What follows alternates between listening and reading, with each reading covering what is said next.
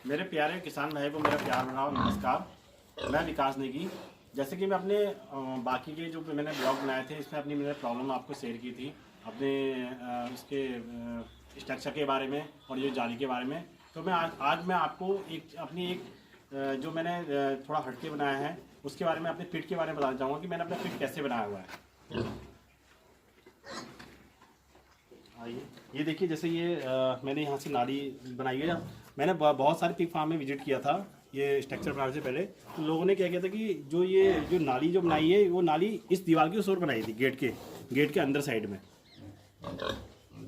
और गेट के अंदर साइड में बनाई थी। और जो इसका जो मल होता है जो भी बाहर जाने का, उन्होंने बाहर अलग से बनाया हुआ था और वो भी ओपन किया हुआ था, बाहर बनाया हुआ था। तो उसमें बहुत सारी प्रॉब्लम्स आती हैं। तो मैं पहले बताना चाहूँगा आपको, ये जो नाली है, नाली आपने जैसे मैंने बनाई है गेट के बाहर ही आपने रखनी है। उससे क्या होगा, जैसे शुगर इनकी आदत होती है हर चीज़ में मुंह मारने की, या जैसे आपने कभी भी खाना देने के बाद जो उसका वेस्टेज बचा है क्या कहते हैं अपने फ्लोर पे जो साफ करके आपने बाहर निकाला, नाली में डाला, तो कभी कभी वो सही तरीके से साफ नहीं हो पाता है। तो क्या करते हैं, उस पर वो नाली में मुंह मार के उसी को खाते हैं। तो उससे उनको क्या हो सकता है, उसको इन्फेक्शन हो सकता है, उनके पेट में प्रॉब्लम्स आ सकती है। तो इस वजह से आपको हमेशा अपनी नाली जो है गेट के बाहर ही रखनी है, जैसे मैंने बनाई हुई है। और आइए आपको दिखाता हूँ मेरा पिट मैंने कैसे बनाया हुआ है। मेरा पिट ये मेरे पिट है, एक पिट ये है, राइट साइड में एक पिट ये है, एक लेफ्ट साइड में मैंने बनाया हुआ है। ये जो देख रहे हैं ना ऊंचा ऊंचा सा, ये मेरा पिट है। तो इसमें जो भी इनका सूअरों का मल होता है, जो भी इनकी टॉयलेट जो भी होती है, वो सब इस नाली के जरिए मेरे जो इनके पीठ के अंदर चले जाती है।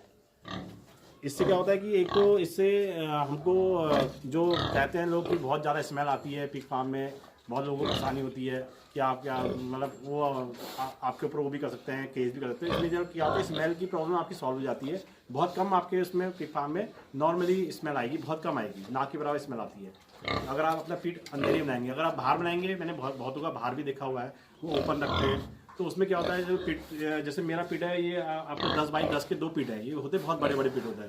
उसमें क्या होता है, रात के टाइम में कोई जानवर आ जाए, जानवर गिर जाए उसके अंदर, या हो सकता है कभी कोई इंसान भी गिर सकता है, क्योंकि ओपन पिट होता है, उसमें तो कुछ ऐसा कुछ बंद तो होता नहीं है। तो और उसमें फिर और भी बहुत सारी प्रॉब्लम्स आती है, जैसे मच्छर और ये मक्खी की बहुत मतलब गंदगी बहुत होती है, बहुत ज़्यादा स्मेल आती है, इससे लोगों को बहुत ज़्यादा प्रॉब्लम होती है। तो मेरा तो यही कहना है कि अगर आप अपना पिट बनाए तो आप अंडरग्राउंड ही पिट बनाए, जैसे मैंने बनाया हुआ है, जिससे आपके जम्स की और इसकी प्रॉब्लम आपके उसमें कम आएगी, ना के बराबर आएगी। और क्योंकि पिग में क्या होता है कि सबसे ज़्यादा हमें साफ़ सफाई का सबसे ज़्यादा ध्यान रखना होता है। सबसे ज़्यादा ध्यान आप साफ़ सफाई का रखिए। मैं आपसे फिर कह रहा हूँ कि आप जितनी साफ़ सफाई अपने फार्म पे रखेंगे, उतना ही आपके पिग के लिए और आपकी जो पिग की ग्रोथ के लिए और उनको बीमारियाँ कम आएंगी, उतना ही आपको बेनिफिट होगा उससे। फार्म पे आप साफ़ सफाई रखिए।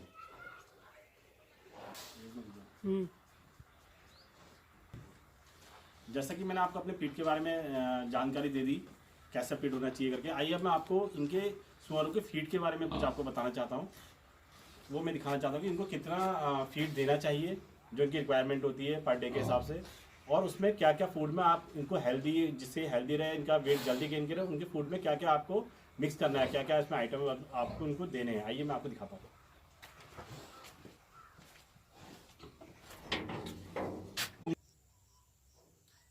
ये है मेरे जो पिग का जो फूड है, ये फूड है, ये मैं आज ही परचेस करके लेके आया हूँ। तो सबसे पहले मैं आपको दिखाता हूँ, ये देखिए, ये है आपका डोडा भी कहते हैं बहुत से लोग, और मेरे ख्याल से यूपी साइड में इसको नक्कू कहते हैं। ये देखिए कितना बारीक है। और दूसरा मैं आपको दिखाता हूँ, दूसरा है, नक्कू तो मैंने आपको दिखा दिया। दूसरा है मेरा, ये है चोकर, जो इनके फीड में मिक्स किया जाता है। ये देखिए, ये चोकर है। नक्कू और चोकर हो गया आपका। तीसरा जो इसमें फीड मिक्स किया जाता है, ये है आपकी, इसे कहते हैं कनकी, चावल की जो होती है कनकी।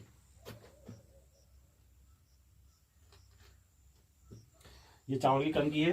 सारे फूड इसमें लगभग चावल का ही है। जैसे जो मैंने आपको नक्कू दिखाया था, ये चावल का मोटा मोटा डोडा कह लो, या मोटा वो है चावल का जो क्या कहते हैं, धान मिल में, ये धान मिल से मिलता है सारा आइटम। दूसरा ये आपका जो मैंने आपको दिखाया था अभी, ये है आपका, ये है आटे का, चोकड़ का है ये। और तीसरा आइटम जो इसमें है आपका, ये है पॉलिश। ये भी धान की पॉलिश है।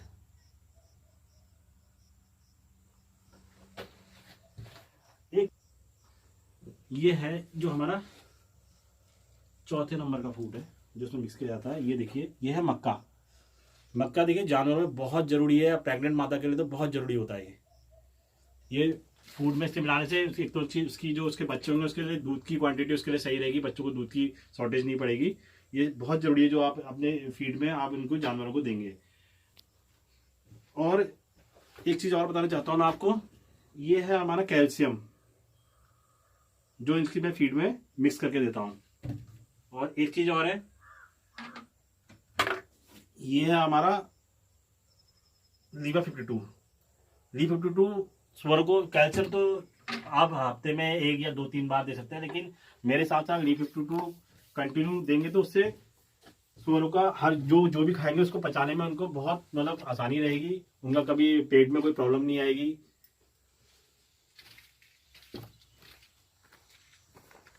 पचाने में आसानी रहेगी, पेट में कभी उनके कोई इन्फेक्शन नहीं होगा। तो सुअरों के लिए लीवर 52 बहुत बढ़िया है। चाहे तो आप इसको बाज़ार से ही परचेस कर सकते हैं, या फिर जहाँ दूध की डेयरी होती है यहाँ भी मैं बाज़ार से आधे रेटों में आपका कैल्शियम और ये लीवर 52 आसानी से मिल जाता है। और जैसे मैंने आपको दिखाया, ये जो फीड मैंने जो आपको दिखाई, ये आप वैसे तो आप बनी बनाई बाज़ार में ही फीड मिलती है, लेकिन वो फीड मेरे हिसाब से तो आपको नहीं खिलानी चाहिए सुअरों को, क्योंकि हम नहीं जानते कि उसमें क्या मिला होता है क्या नहीं मिला होता है, तो उसके बारे में हमें कुछ नहीं पता होता है। अब मेरे हिसाब से अगर आपको सुअर को अच्छे तरीके से कम समय में और अच्छा उसका वजन को गेन करना है, तो उसके लिए हमको जो फीड है यही वाली ऐसी फीड अपने हाथों से बनानी चाहिए और उसको खिलानी चाहिए। उससे क्या होगा कि जो भी आपको सब सामने होगा और उसमें उनका जो शरीर है जल्दी से गेन करेगा। ये तो रहा सुअरों की फीड के बारे में। और मैं आपको ये अपने प्यारे किसान भाइयों को ये बताना चाहता हूँ कि जो नए लोग हैं, जो नए इसको खोलना चाह रहे हैं, कि पर पिक को कितना देना चाहिए।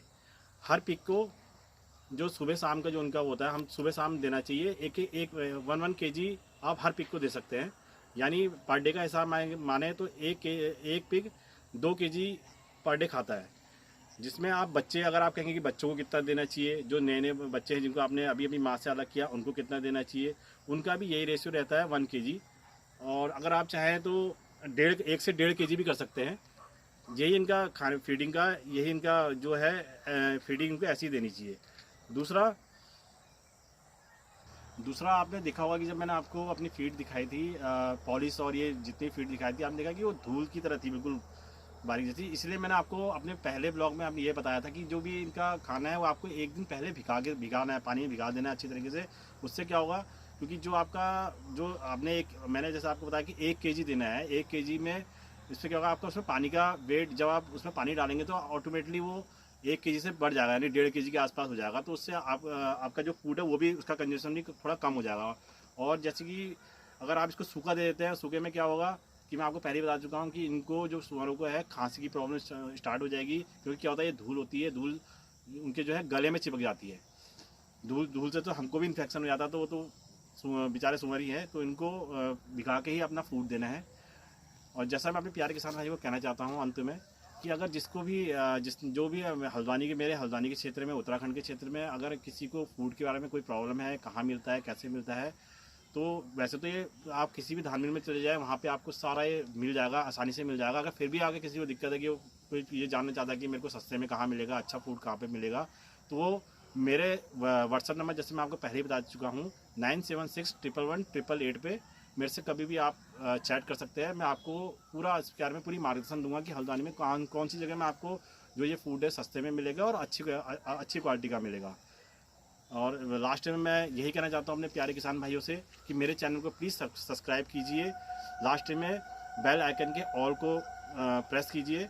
और लास्ट में सभी मेरे किसान भाइयों को मेरा प्यार भरा प्रणाम। जय भारत,